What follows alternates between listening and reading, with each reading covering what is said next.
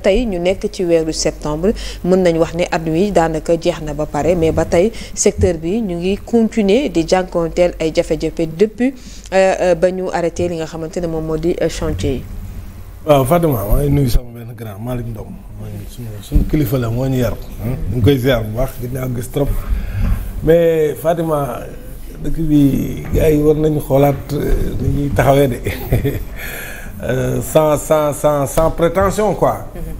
Parce que aussi dafa am secteur yoo xam ne walla dafa am fleuron yoo xam ne su demee ba am ay jafe-jafe rek mais war nañ taxawaat nag parce que lu mel ni CDE quand même. ku xam CDE ci wàllu bâtiment xam ne Sénégal bokk na ci entreprise yi fi gën a mag. tabax yi gën a mag bu ñu koy tabax. souvent CDE bokk na ci entreprise yi gagné. marché yooyu depuis des années d'ailleurs même au-delà du Sénégal CDE day gagner marché dans la sous-région en Afrique donc c'est une très très grande entreprise boo xam ne day employer beaucoup de personnes des milliers de personnes rawatina nag te xam nga secteur BTP dafa comment nan lañ koy waxee maanaam du tabax bi rek dafa li mu laal dafa transversal ala lu mu ko ci cherché dafa transversal parce que aussi au-delà peut-être bu ñu amee chantier war a tabax bul fàtte ni kiy jaay añ ci la bokk ka fay jaay ndékki ci la bokk kay defar ay beñeem sax ñëw di ko jaay aux heures creuses ci la bokk sans compter voilà chantier bi li muy mobiliser ci matériel donc ça fait travailler énormément de personnes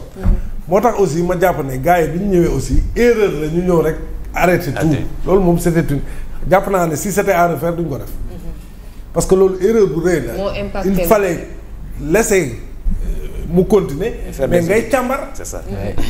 di jël le temps qu'il faut di càmbar ba keroog bi ngay gis lu anormal wala loo war a changer mais doo ñëw secteur bu vitalee noonu di mobiliser autant de Sénégalais ñoo xam ne seen gagne-pain ci lañ koy jëlee nga arrêter toutes les activités pour ne da ngay càmbar c'était la première erreur léegi deuxième erreur bi mooy mais dañ leen yoreel xaalis mais entreprise tamit bu nekkee en difficulté état yoreel ko xaalis je pense que pour que mu mën ko dimbali mu redémarrer ay activités mais déjà loolu noonu même boo ko mënul fay lépp 650 milliards. pour par exemple pour CDE je pense que c'est 19 milliards. C'est 19 milliards pour CDE. 19 milliards quand même c'est beaucoup d'argent. Au moins sax nga jël moitié bi. Tu le fais pas pour peut-être les propriétaires de l'entreprise mais tu le fais pour tous les Sénégalais qui travaillent dans l'entreprise pour préserver ces emplois-là noonu nga koy gisee quoi léegi nga def ko ñoom maa ngi dégg ñu naan ils sont à 6 mois d'arriérés de salaire mais quand même imaginez un peu ku nekk nag xool sa bopp nga toog 6 mois fay ñu la salaire comment tu vas faire 2 mois rek ëpp na avec tes enfants yi nga xam ne dañu war a jàng comment tu vas faire avec responsabilité charge yi nga am comment tu vas faire pour nourrir ta famille location loolu dafa grave donc jàpp naa ne état dafa war a def effort d'autant plus que dans la loi de finances bi rectificatif oui ils avaient projeté 105 milliards voilà pour épurer la dette intérieure je pense que loolu la état war a njëkk a def comme état day leb état mi ngi leb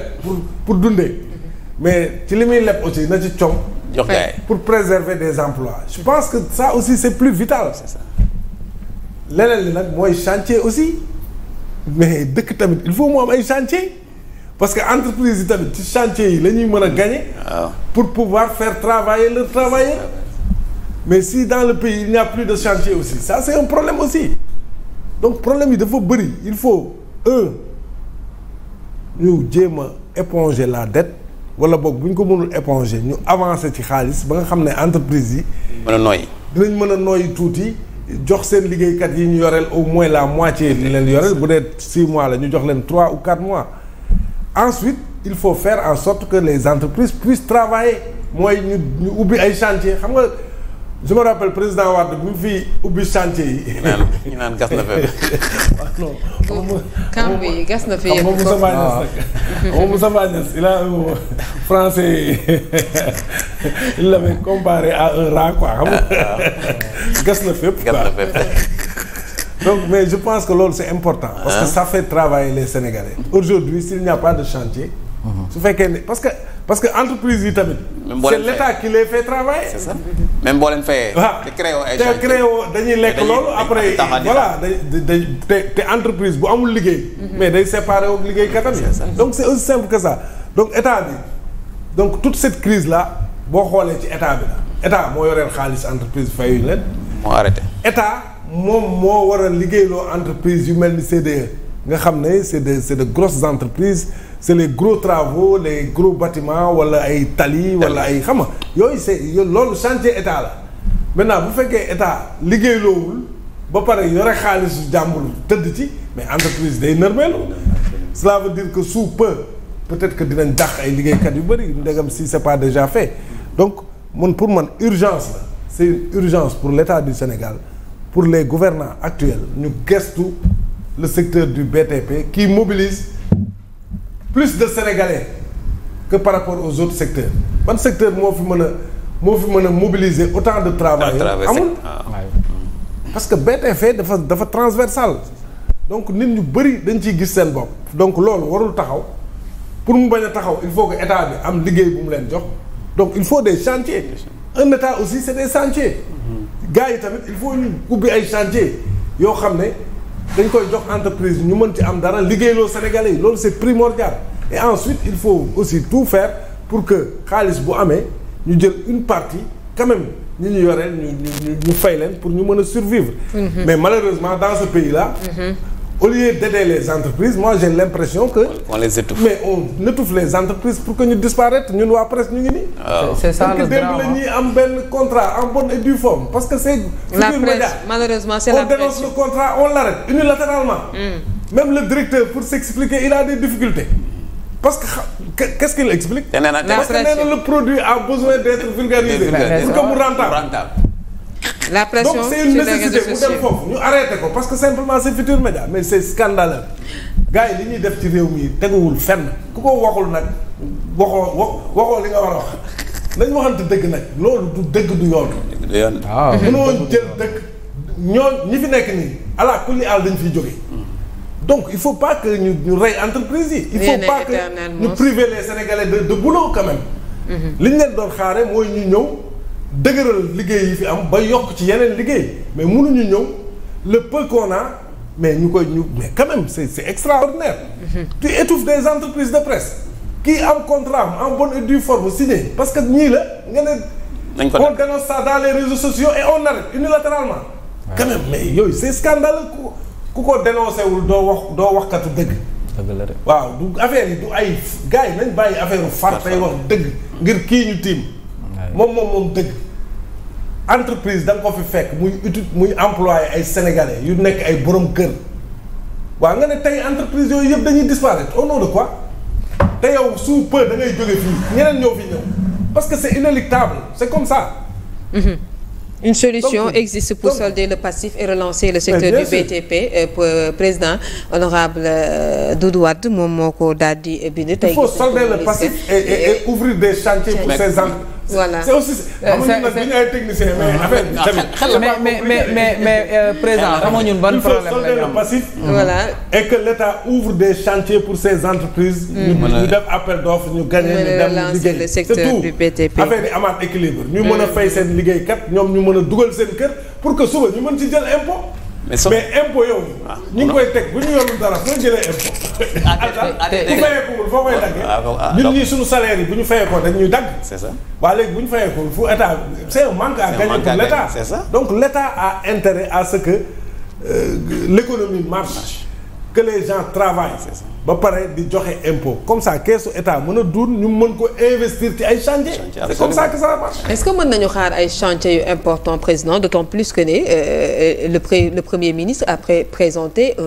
un plan de redressement et sur le plan de redressement wax nañ li nga xamante ne voilà yëpp ci kii bi la te itam diminuer li nga xamante ne moom moo di dépenser alors est-ce que mën nañu xaarandi aussi sur loolu ingéniosité bi foofu la nekk c'est-à-dire tu reposes même le problème des chiffres xaw ma falsifiés yooyu xam nga tamit il faut nga am ingéniosité c'est vrai que dëkk bi économie bi peut-être néew na doole mais il faut trouver le juste milieu pour investir aussi parce que tu peux pas avoir un pays boo xam ne population bi ñi ci am entre 20 et jëm suuf ñoo ëpp fuuf te yow doo investir c'est pas possible. Parce que tu as une population en devenir population boo xam ne chaque mois nga ne chaque année il y a 200,000 demandeurs d'emploi.